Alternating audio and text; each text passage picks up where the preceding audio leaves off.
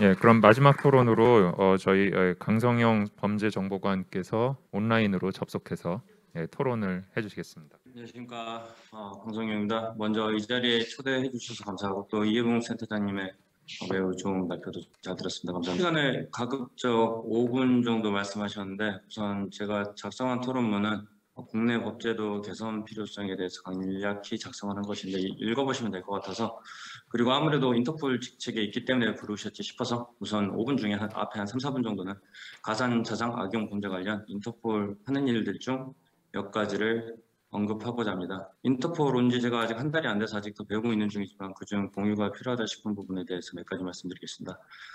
구체적으로 말씀드리기에 앞서서 참고로 이는 정보 공유 차원이면서 그리고 제 개인적 의견도 조금 보태어 설명을 하도록 할 것인데, 이는 인터폴이 아니라 온전히 저의 개인적 의견임을 밝힙니다. 우선 앞서 김종민 과장님께서 토론문에 인터폴 공조를 언급하셨다시피 인터폴은 범죄 수익의 국경을 넘어서 이동할 경우 추적 및 지급 정지 보전 단계까지 주로 관여하고 있습니다.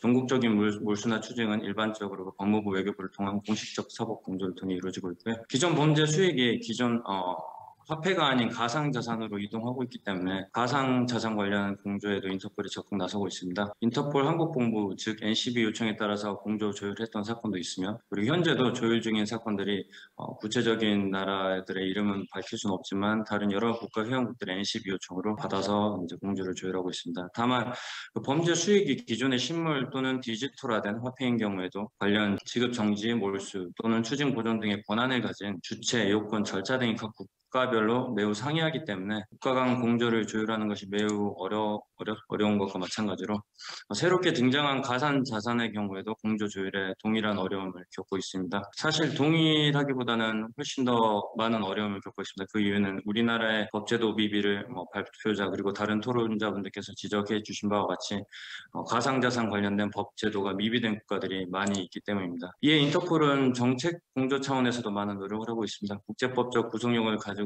있지는 않지만 사실상 구속력을 행사하는 돈 세탁 방지 관련 기준을 제시하는 OECD 산하 국제 돈 세탁 방지 기구인 FATF와도 긴밀하게 소통을 하면서 협조를 하고 있고요. 곧 6월에 있을 FATF 총회에도 인터폴이 참가해서 국제 공조 관점에서 의견을 제시할 것이며, 총회 이후 저 또한 가상자산 관련 세션으로 별도 마련된 컨퍼런스에 초대돼서 발표를 하도록 예정돼 있는 등 인터폴은 보다 효율적으로 가상자산 악용 범죄에 대한 법 집행이 이루어질 수 있도록 국가 간 법제도 조화를 위한 다른 국제기구들과의 협업을 통해 많은 노력을 하고 있습니다. 그 외 인터폴은 유로폴, 베이징 인스티튜트 온 가버넌스 등과 공동으로 매년 가상자산 관련 국제 컨퍼런스 주최하여 관련 가상자산 추적 및 환수 모범 사례 공유, 그리고 필요한 정책적 개선사항 발굴을 위해서 많은 노력을 하고 있습니다. 나아가 수사관들의 가상자산 관련 수사 역량 강화를 발표자께서도 말씀하셨는데, 인터폴은 돈 강화를 위한 교육훈련도 제공하고 있습니다. 물론 미국, 한국 등과 같은 경우 이미 뛰어난 수사 역량을 가진 수사관들이 많이 존재하기 때문에 그분들에 의한 교육 훈련이 이루어질 수 있을 것입니다. 하지만 개발도상국과 같은 경우에는 아직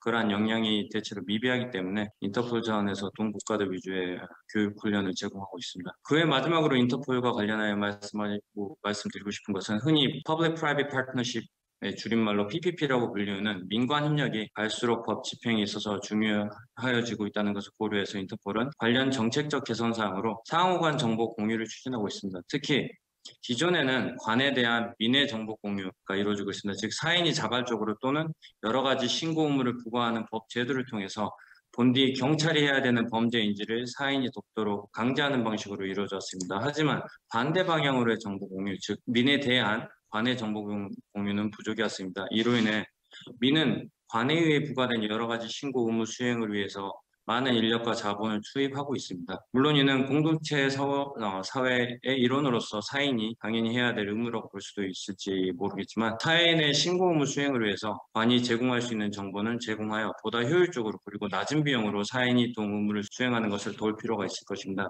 특히나 범죄에 악용되는 민간 사기업들, 그러한 사기업들은 반대로 보면 프론트라인 오피서로서 경찰보다 더욱 빠르게 범죄에 대응할 수 있고 또한 그렇게 할 필요가 있기 때문에 일부 분야의 민간 기업이 관의 데이터베이스에 접근할 수 있도록 하고자 하고 있습니다. 특히 범죄자들은 국경에 상관없이 다른 국가의 금융기관 등 민간 사기업 등을 악용하기 때문에 민이 국제 차원의 관의 데이터베이스에 접근할 수 있도록 할 필요가 있습니다. 그리고 동접근을 가능하기 위해서 인터폴은 여러 데이터베이스를 통해서 노력을 하고 있습니다. 예를 들어 아이체킷이라는 프로그램을 통해서 테러 대응을 위해 항공사들이 인터폴의 분실 및 도난 여행 서류 데이터베이스에 직접 접속해서 당해 고객이 테러 위험이 있는지 없는지 여부를 판단하는 데 도움을 주고자 하고 있습니다. 동일한 차원에서 금융범죄 대응을 위해서 금융 차원의 아이체킷을 도입하고자 저희 인터폴에서는 현재 노력을 하고 있습니다.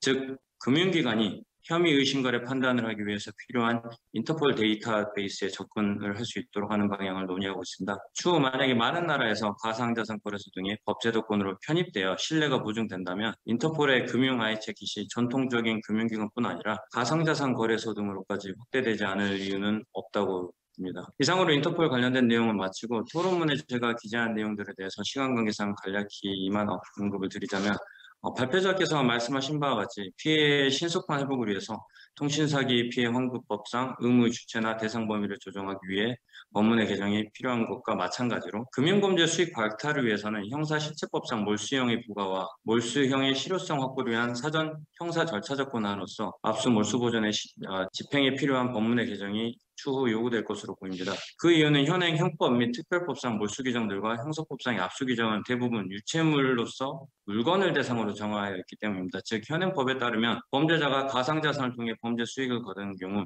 유체물로서 물건에 포함되지 않는 데이터인 무체물로서의 당해 가상자산이 범죄 수익이더라도 몰수나 압수를 할 수 없는 한계가 야기되기 때문입니다. 다만 이와 구별되는 범수법 등과 같은 경우에는 몰수의 대상은 유체물로서 물건이 아닌 재산을 대상으로 하기 때문에 2018년 법원의 판단에서 같이 비트코인 등과 같은 가상자산을 대상으로도 몰수를 할 수는 있을 것입니다. 하지만 범수법상 몰수는 적용 대상 범죄 범위가 특정 전제범죄로 제한되어 있다는 한계가 존재합니다. 사실 가상자산을 흔히 암호화폐라 불리는 비트코인이나 알트코인 등만으로 제한하지 않고 현재 급속히 성장하는 메타버스 산업과 연계되어 사용될 NFT 등도 포함될 수 있다는 것을 고려할 때 위와 같은 법제도의 개선의 필요성은 더욱 크다고 보여집니다. 이미 5분이 넘은 것 같아서 보다 구체적인 근거 등에 대해서는 시간 관계상 생략을 하도록 해야 될 것 같습니다. 다만 이번 달 말에 게재될 제 관련된 연구가 있으니 혹시 관심 있으신 분들께서는 읽어봐 주시면 감사하겠습니다. 어쩌다 보니 그럼 깨알 홍보로 마무리를 하게 되었네요. 다시 한번 이렇게 토론 기회 주셔서 감사합니다.